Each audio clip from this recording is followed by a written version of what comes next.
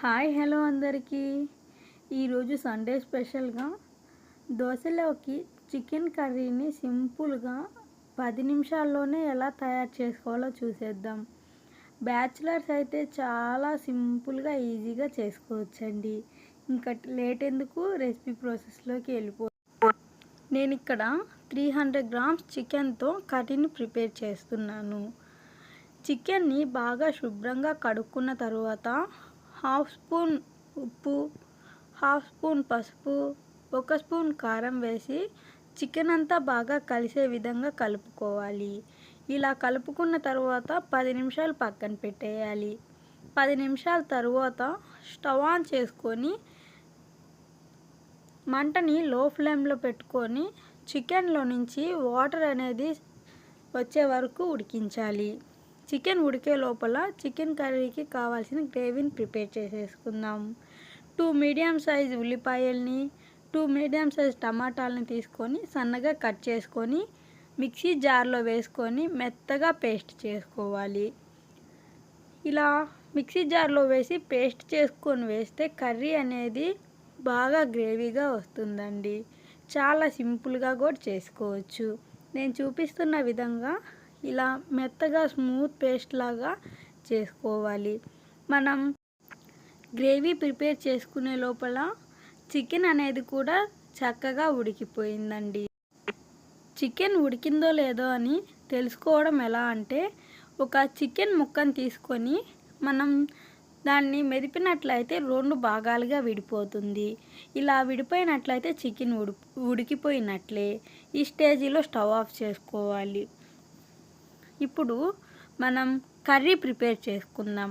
ముందుగా stove on చేసుకొని కడాయి పెట్టుకొని కడాయి బాగా హీట్ అయిన తర్వాత 3 నుంచి 4 స్పూన్లు ఆయిల్ వేసుకోవాలి.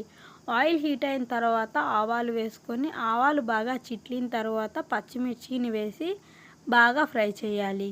పచ్చిమిర్చి బాగా ఫ్రై అయిన తర్వాత మనం ముందుగా గ్రైండ్ చేసుకున్న పేస్ట్ వేసుకొని అంతా కలిసే విధంగా కలుపుకుంటూ ఫ్రై చేయాలి. మొత్తం అంతా కలిసే విధంగా కలుపుకొని మూత పెట్టి 5 నిమిషాలు మీడియం ఫ్లేమ్లో ఉడికించాలి. ఇలా ఉడికించిన తర్వాత మూత తీసి చూస్తే కొంచెం దగ్గర పడుతుందండి. మళ్ళీ ఒకసారి కలుపుకొని అదే విధంగా మూత పెట్టి లో ఫ్లేమ్లో 2 నుంచి 3 నిమిషాలు ఉడికించితే సరిపోతుంది. ఆయిల్ అనేది సపరేట్ అయిపోయిందండి. చూశారు కదా, ఇలా ఆయిల్ సపరేట్ అయిపోయిన తర్వాత హాఫ్ స్పూన్ అల్లం వెల్లుల్లి పేస్ట్ వేసి అల్లం వెల్లుల్లి పేస్ట్ పచ్చివాసన పోయే వరకు కలుపుతూ ఫ్రై చేయాలి. అల్లం వెల్లుల్లి పేస్ట్ పచ్చివాసన పోయిన తర్వాత కొంచెం కరివేపాకు వేసి మళ్ళీ ఒకసారి కలుపుతూ ఫ్రై చేయాలి. ఇలా బాగా ఫ్రై అయ్యి ఆయిల్ సపరేట్ అయిపోయింది. చూశారు కదండి, ఇలా ఆయిల్ సపరేట్ అయిపోయిన తర్వాత చిటికెడంత పసుపు వేసి 1 స్పూన్ కారం వేసి బాగా కలుపుతూ వేయించాలి. ఇలా కారం పచ్చివాసన పోయే వరకు వేయించితే సరిపోతుందండి. కారం అనేది పచ్చివాసన పోయిన తర్వాత మనం ముందుగా ఉడికించి పక్కన పెట్టుకున్న చికెన్ని ఇందులో వేసుకోవాలి. చికెన్లో వాటర్తో సహా వేసుకోవాలండి. ఇలా వేసుకున్న తర్వాత అంతా కలిసే విధంగా బాగా కలుపుకోవాలండి. ఇలా కలుపుకోవడం వలన చికెన్కి గ్రేవీ అనేది బాగా పడుతుందండి.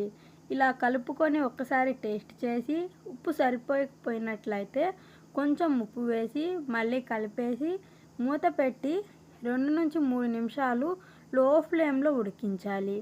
ఇలా ఉడికిన తర్వాత కొంచెం ఆయిల్ సపరేట్ అవుతుందండి. ఇలా ఆయిల్ సపరేట్ అయిన తర్వాత నేను ఇక్కడ 2 గ్లాసులు వాటర్ తీసుకుంటున్నానండి. నాకు 2 గ్లాసులు వాటర్ అనేది పర్ఫెక్ట్గా సరిపోయింది. వాటర్ తీసుకొని బాగా కలిపేసి మూత పెట్టి 5 నిమిషాలు మీడియం ఫ్లేమ్ మీద ఉడికించుకోవాలి. ఒక్కసారి మనం కర్రీని కలుపుకుందామండి. ఇలా కలుపుకున్న తర్వాత కొంచెం కొత్తిమీర, half spoon garam masala, half spoon chicken masala, కొంచెం మిరియాల పొడి వేసుకొని చికెన్ అంతా బాగా కలిసే విధంగా కలుపుకోవాలండి. నాకు ఇక్కడ కొంచెం ఉప్పు అయితే తక్కువైందండి, అందుకని నేను ఉప్పుని యాడ్ చేసుకున్నాను. ఒక్కసారి కలిపేసి మూత పెట్టుకొని 5 నిమిషాలు లో ఫ్లేమ్లో ఉడికించాలండి.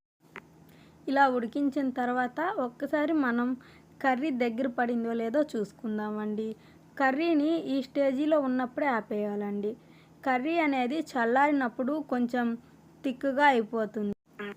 అంతేనండి, ఎంతో సింపుల్‌గా చేసుకునే చికెన్ కర్రీని చూసేశారు కదా! ఒక్కసారి మీరు కూడా ట్రై చేసి దోసలోకి సర్వ్ చేసుకొని తినండి. చాలా అద్భుతంగా